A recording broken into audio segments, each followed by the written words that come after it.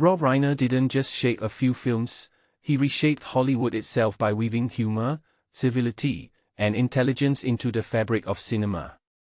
His work spans a remarkable arc from the 1980s into the 1990s, a period famous for edge and excess, yet Reiner consistently grounded his projects in warmth, wit, and thoughtfulness. His family lineage in on-screen comedy ran deep. His father Carl helped launch a new generation of screen comics by directing Steve Martin's debut The Jerk, while Rob first burst into public view as Meathead, the liberal fall in All in the Family, a role that echoed the British series Till Death Us Do Part in its cultural clash. Yet his lasting impact came from his hands as director and producer.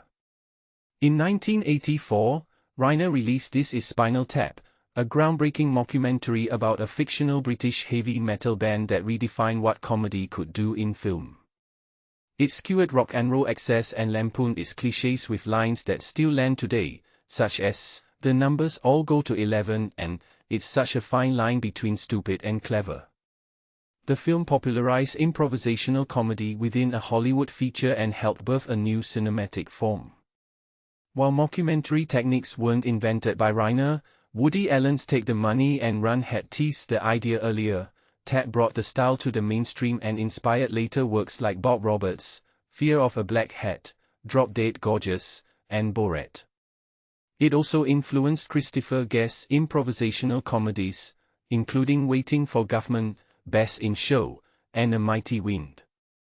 By chance more than intention, Spinal Tap achieved a near-canonical status, even spawning a quasi-real band with tours and a follow-up feature that featured music industry heavyweights Paul McCartney and Elton John, underscoring the original's enduring prestige.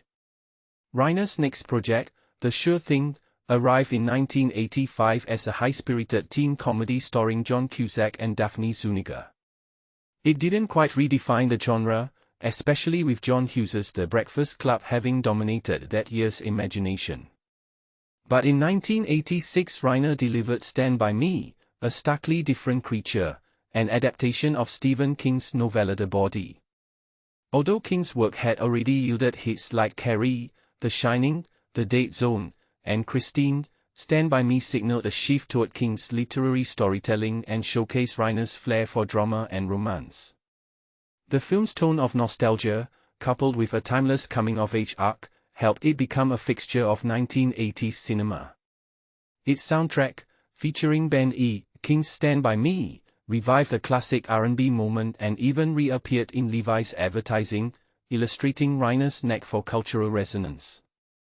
The film also hinted at Reiner's broader production sensibilities, the naming of his company, Castle Rock, after King's fictional town, which itself nods to Lord of the Flies, hints at the layered storytelling universe he fostered.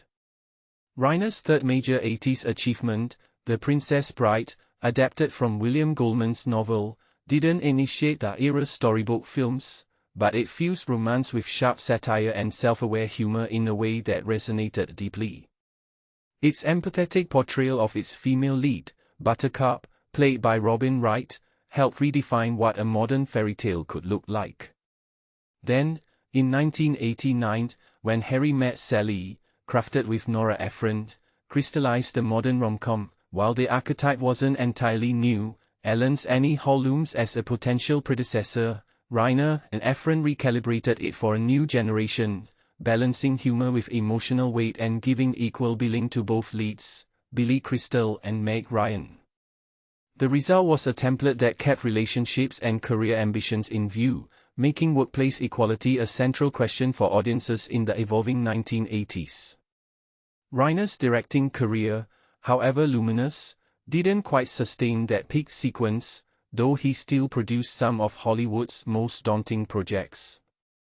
He directed Misery, a chilling King adaptation that captured the era's fascination with fan obsession and psychological suspense. He also introduced audiences to early Sorkin through A Few Good Men and The American President, both of which showcased crisp dialogue and political savvy, with The West Wing's later success underscoring Sorkin's influence. But Reiner's most lasting imprint came through Castle Rock, the production company he built with a broader mission.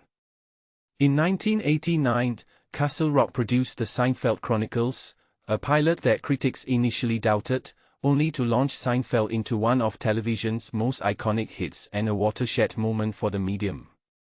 As a producer, Castle Rock expanded beyond comedy and horror, bringing Stephen King's broader storytelling into the mainstream. The Shawshank Redemption and The Green Mile became beloved cult favorites, with Shawshank frequently cited in top film polls years after their release. The company also supported John Sayles' politically infused works like Lone Star, George Clooney's Michael Clayton, and even helped kickstart Larry David's film foray with Sour Grapes. It also nurtured Richard Linklater's Before trilogy, which reimagined contemporary romance and dialogue-driven storytelling. Rob Reiner's influence on Hollywood wasn't about explosive showmanship or blockbuster-scale feats. It was about ideas, empathy, and wit, an approach that quietly but powerfully shaped a generation of filmmakers and audiences alike.